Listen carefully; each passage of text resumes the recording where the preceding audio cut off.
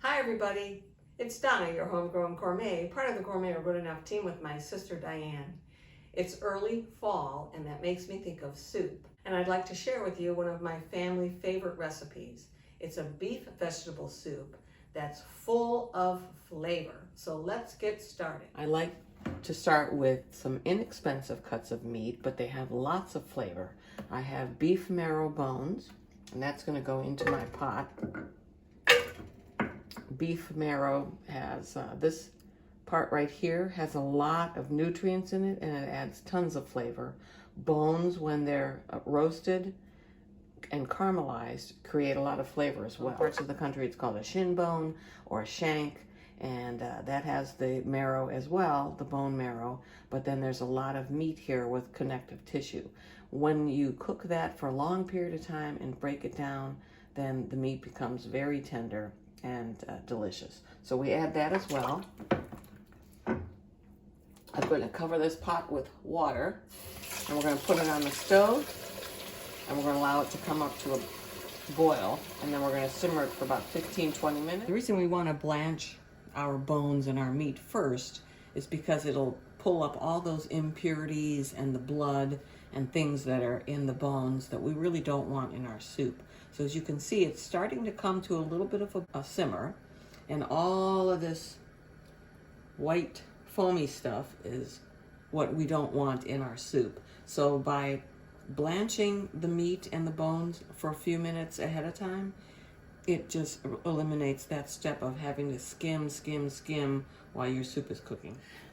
Now that the meat and the bones have been simmering for about 10 minutes, I'm going to pull everything out. What we want to do is roast the bones and the meat to get them nice and caramelized. So I'm going to add some garlic. Just throw that in there.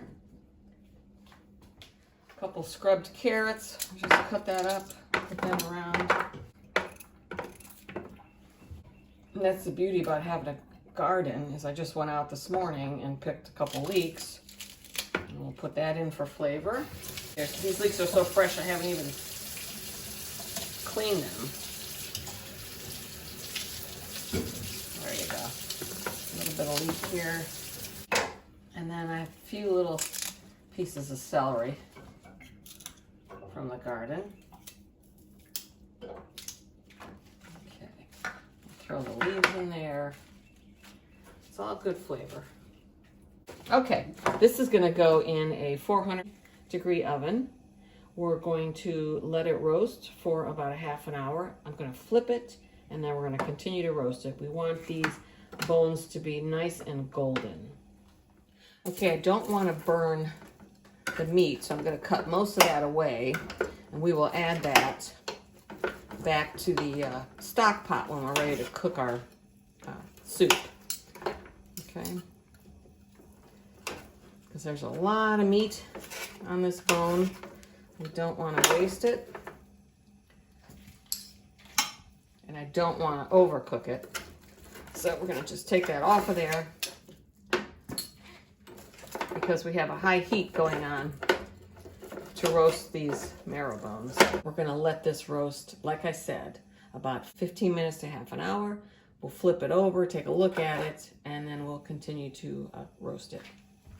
So the reason I like straining my broth is because you get all this foamy stuff, and those are just impurities. They won't hurt you, but I like a nice clear soup. This is just parts that I don't really care for. So if I use the cheesecloth, I get every last bit. The bones have been in the oven. I'm flipping the bones over.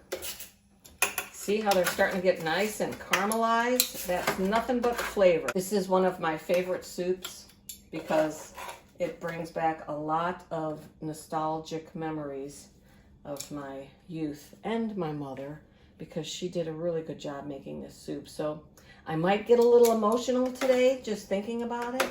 All right, back in the oven for about 15 minutes. Just took the marrow bones out of the oven, and you can see how nice and caramelized everything is and how beautiful Look at that. Look at that. That is nothing but flavor right there. I'm going to add them to my strained stock. So I took a little bit of the stock from the pan here, from my pot, and I'm just deglazing this roasting pan because I want to get all these good bits off of the bottom of the roasting pan because that's nothing but flavor. So now that that's all cleaned up, I'm going to pour this into my soup.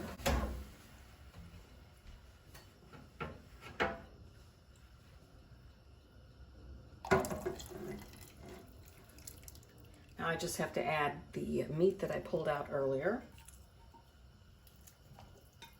And then we'll put enough water on top so that it's completely covered. So I removed the bones from my soup, and now I'm just going to take the marrow and scoop that out because I want that in my soup. That's got such great flavor. When I was younger, I used to make this all the time for the family because my mother taught me this recipe. And I discovered how absolutely delicious bone marrow is. So I would make the soup and then I would just suck up all of this bone marrow before anybody had a chance to eat it. Shame on me. This has got a little bit more stuff. I'm going to keep that one in there. But yeah, this is great. It has a lot of flavor. So the couple of pieces that have marrow that I can't quite get to, I'm going to put back in the pot.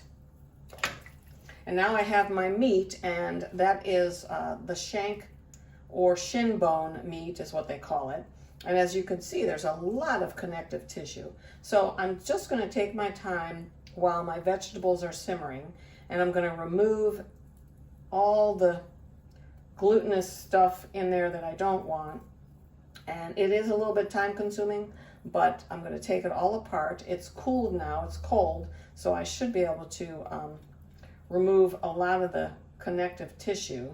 I'll get a little paring knife and I'll remove some of this tissue, and then I'll have some nice meat to put back in this pot. But in the meantime,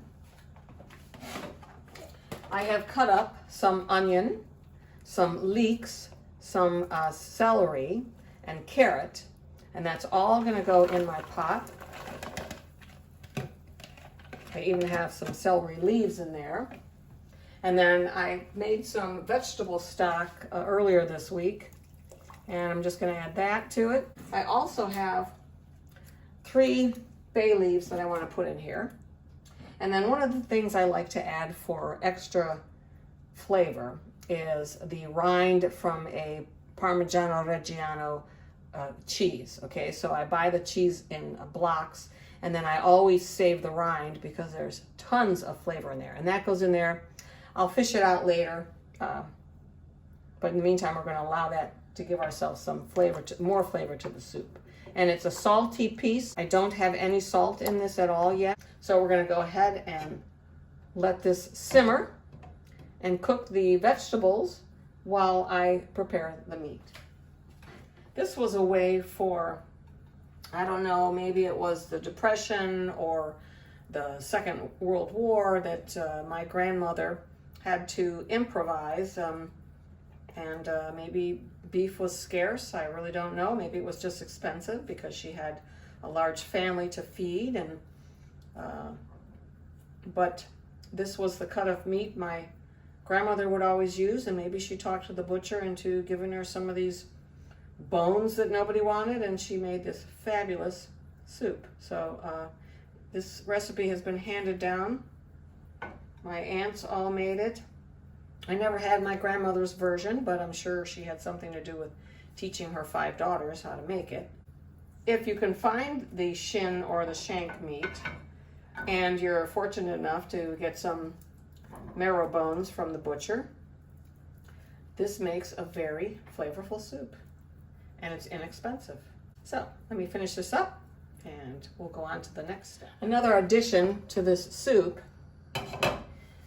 is whole peeled tomatoes.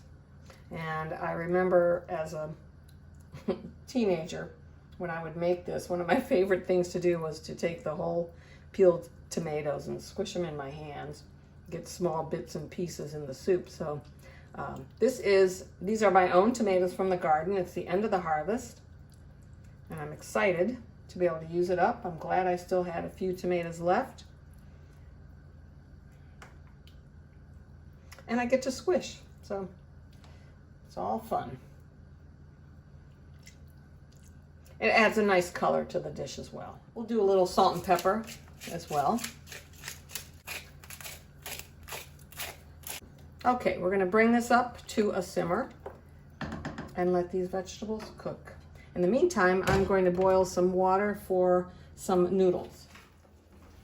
Okay, so I've finished shredding my meat, and I want to show you how much came off of those two pieces. And then look at all the sinewy stuff that came off of there. We just don't want in our soup. Okay, so that comes off.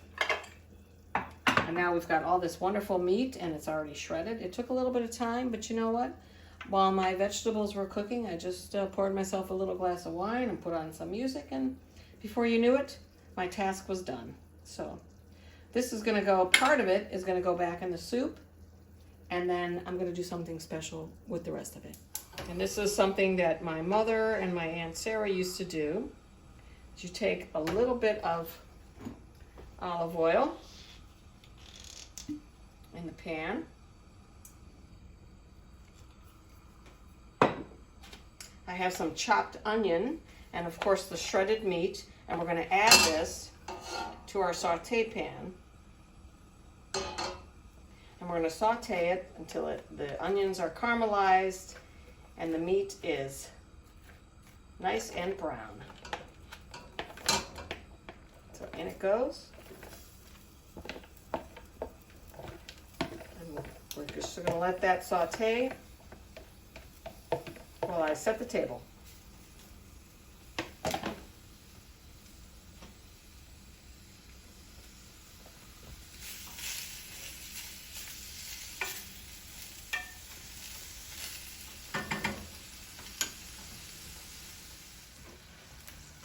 Okay, our meat and onion have been sauteing nicely, and now we're ready to plate.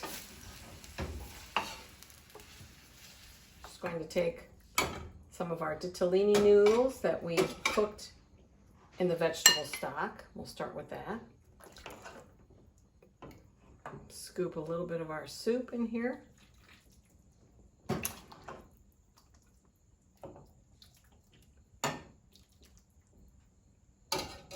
And then to finish it off, I'm just going to add a little bit of parsley.